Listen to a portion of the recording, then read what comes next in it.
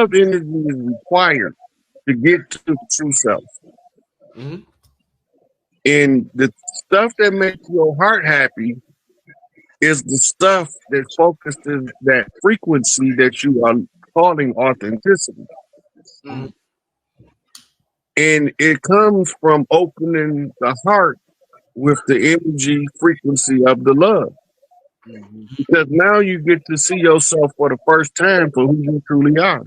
Right. Right. It's the culmination of the shadow work, the getting rid of all of the negative traits, right? And as you do that, that's called the purification of the ego. Mm. Once the ego has been purified, the authentic self can then operate the avatar authentically. Right. Right. That means that you now, everything you do is coming from what they call the true place, Right. felt conversation, straight from the heart, Right. a whole different brain than the one in your head, right? You got three major brains: the brain, the heart, and the intestine. That's right. Rod, I like to use real life examples because that shit, it hit hard for us. So we're learning and I'm asking these questions and y'all giving these brilliant answers. But if I can ask a certain question and that should have hit. So let me ask a question. All right, Rod, we know Rod Hayes is unique. Everybody is unique. B-Dale's unique. RFG is unique. Rod Hayes is unique. Every single interview, Rod Hayes is lighting a spliff. He's the chief. Rod Hayes is the chief. He's chiefing every show. Rod Hayes is chiefing the whole show. Now let me give you a real scenario, Rod Hayes. Let's say that's the authentic Rod. He had the light right now. Rod Hayes had the light one right now. So let me give you a real life example of this. How does shit go down in this realm outside of this? Let's say Rod Hayes is a part of an organization. You reference, let's say, somebody you admire, you look up to, Malachi Z. York. Now, Malachi Z. York say, Rod Hayes, I don't want you chiefing while you speaking. Now, the chiefing takes away from who you are. Rod Hayes, do you follow the man who you look up to and the organization you are part of and stop chiefing? Or do you decide to go on your own, chief, to be your authentic self? This is the shit we are faced with outside of studying and reading shit in a book. Real life example, Rod Hayes, what are you going to do, my brother?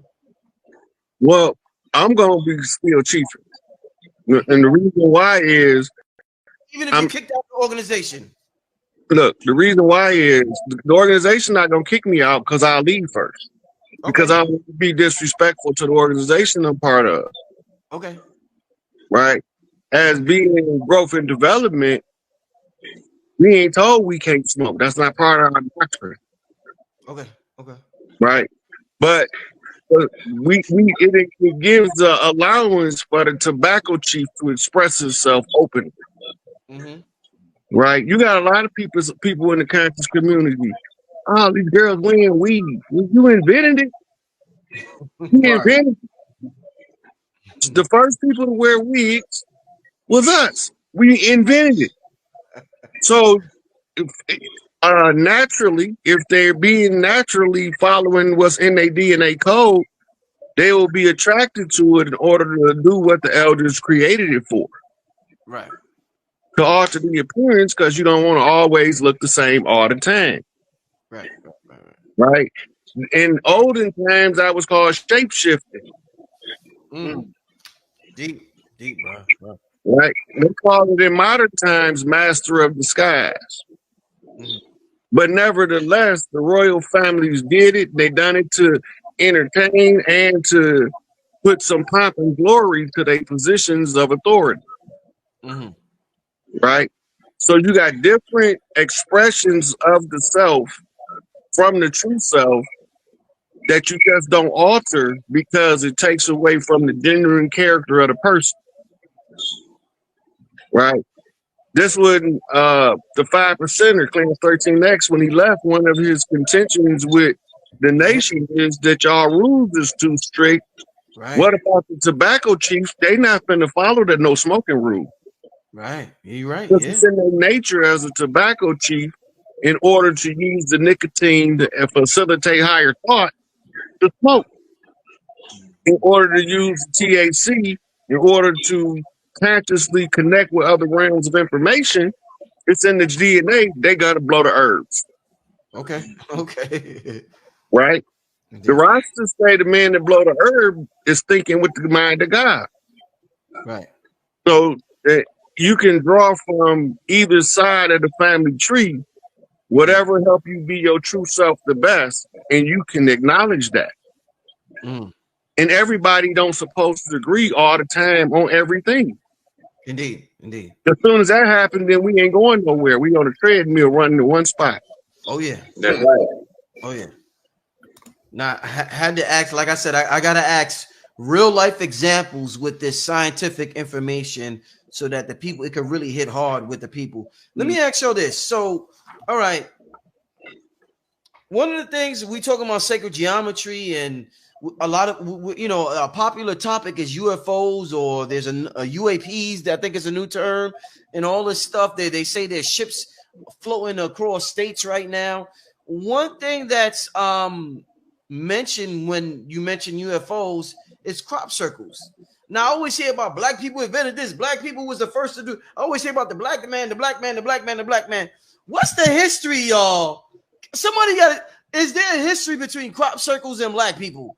Like, what the fuck? Like this? Like, I've never heard of ancient history between this black man discovered this crop circle, or this black man did. Like, what's up with crop circles and black people? I never hear them in the same sentence together.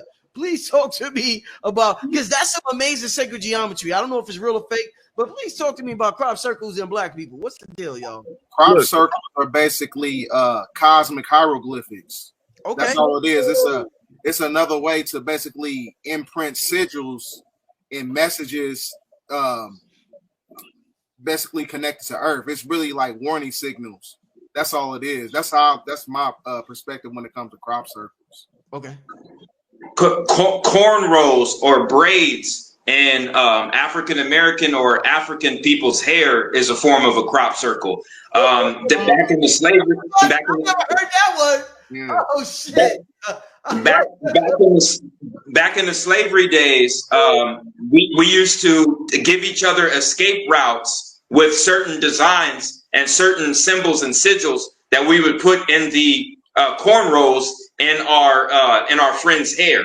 Damn. So like, oh yeah, it's deep, man. It's deep. And the crop circles that come from the UFOs obviously is their message that they want to relate to humanity. But you know, we picked up on that over time. And one of the, you know, we had the crop circles that we carved into our skin, which are tattoos. And then we put the same designs in our hair. Mm. Many of crop circles and black people. Is there a connection? I never hear them in the same sentence, Rob. This is brilliant. RFG, thank you. B-Dell, thank you. Go ahead, Rob.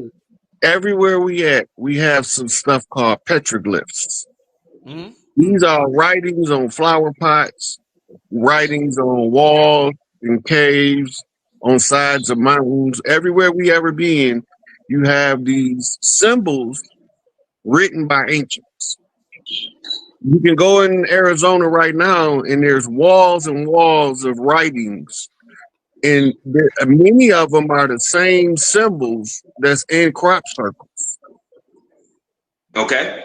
So it's a higher consciousness trying to communicate with people on Earth that has developed itself to a consciousness high enough to read the physics, so that they can translate the symbols for the people to know what we being told. Right? So it is a connection, but remember, the crop circle is fairly new phenomenon to most of the world. So we were not going to relate it to the fact that it matched ancient symbols and ancient pottery of us around the world. The original earthborn. We had the Dogon. Many of the symbols of the crop circles can be found in some of their stuff. They all telling messages, but we don't remember symbolism. And we think that the written word is the way that we was communicating before we start writing. Make it make sense. Mm-hmm. Interesting. So I've heard Rod say that I guess the DNA. I told y'all about this video I seen you on. And it was a YouTube short. But you dropped so much shit within that short, Rod. Shout out to Young Elder. I think Rod said that the DNA upgrades is coming via sound. Did you say it's coming through sound? Through energy, through the UV waves. The Yeah. frequency. This human resonance is what is going to be carried on. Mm-hmm. Okay. The women going to experience it first. Mm-hmm. Because the mitochondria during the early days of gestation is also examining the DNA for all defects. Mm-hmm. Mm-hmm. Right? So while the DNA, the mitochondria is mainly scanning the Y chromosome because it's the newest Okay. chromosome in the human genome. Yep. So it still had to go through a refinement and development phase. Just go back to what you was talking about, Bobby Hemmett saying we're going to be a different species. Yeah. Because all of the information that the collective of all women collected on their mitochondrial network is fed back to the earth, which feeds it to the sun, which corrects the DNA through the crystals. Mm-hmm.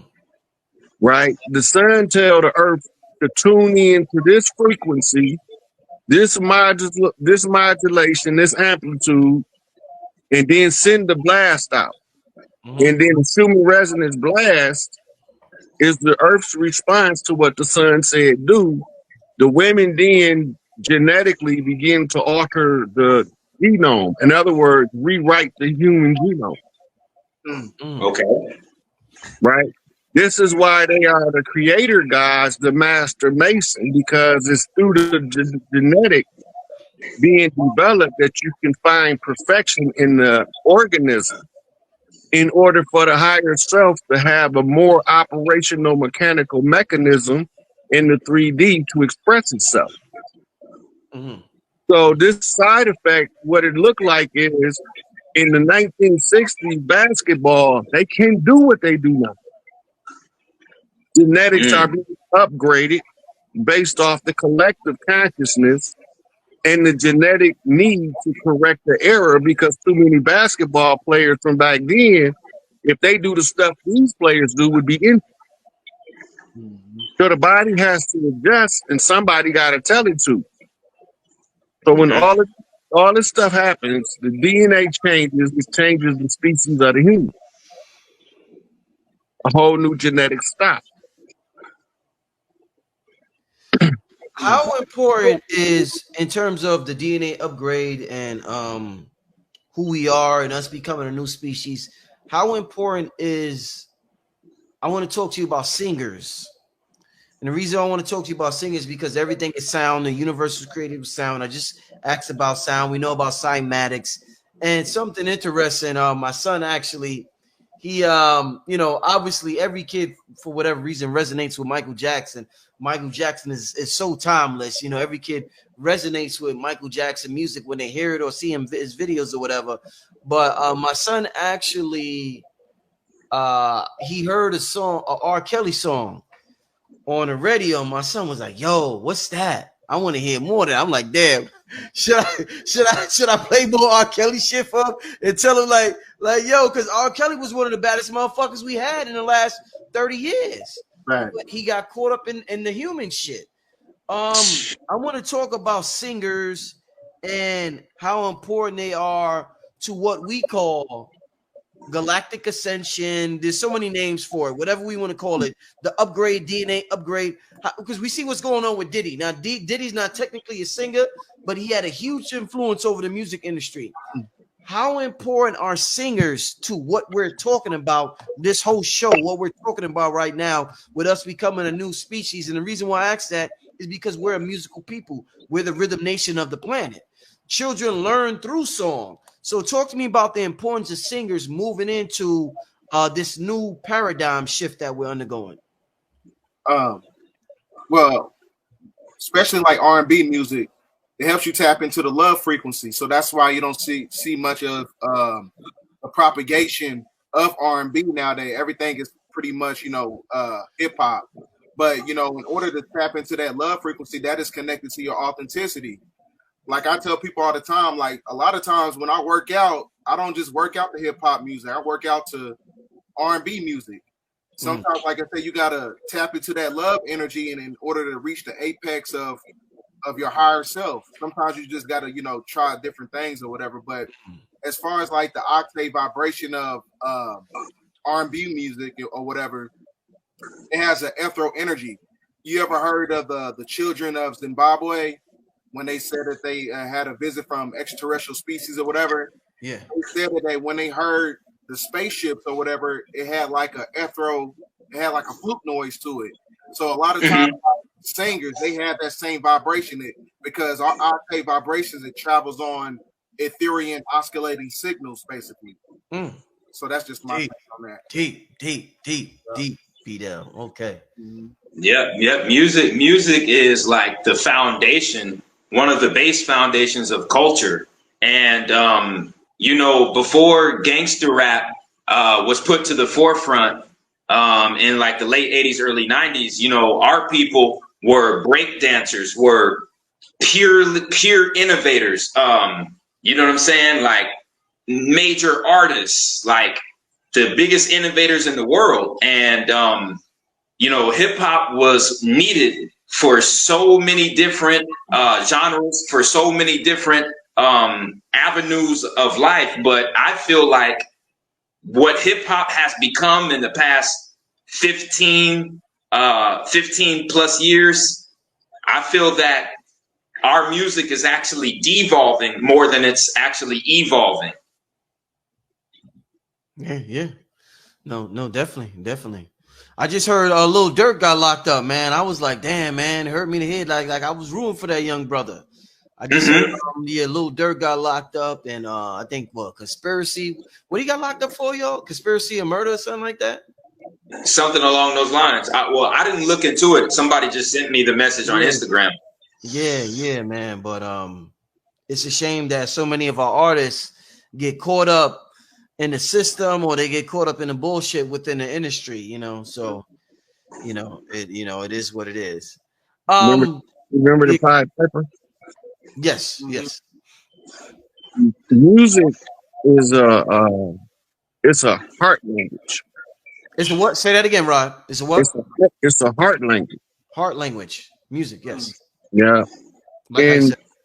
if you go back to, they call us the salt of the earth in the Bible. What do salt do when you cook with it? It balances out all of the flavors in the food. Yeah. Music is the baseline or the theme music to life. When the theme music gets stale, they come out with a new soundtrack. Right? You could start with Scott Joplin and work your way through the different genres of jazz alone, and you can see how many branches it sprang off into. Right. The same with the blues. It turned into R&B, rhythm and blues, turned into pop music, soul music, right? And this is always coming from us because we the salt of the earth. Meaning that we have to be tired of the trend in order for it to effectively be changed. Right. Rock and roll played out, we created disco. Right? When disco played out, then here come hip hop. Right? Now, hip hop come in simultaneously with techno. Some of the early hip hop artists was sampling techno music for certain sounds they needed. Right. I think Africa Bambaataa was one of the most notorious ones. Right.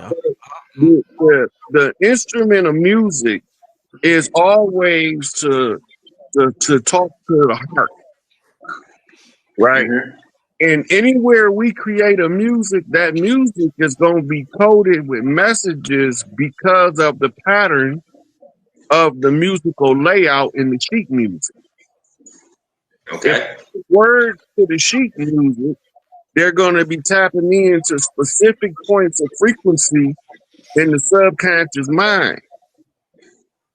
Then later on, as the time develops, you'll be able to extract messages out of the music that's telling you a story.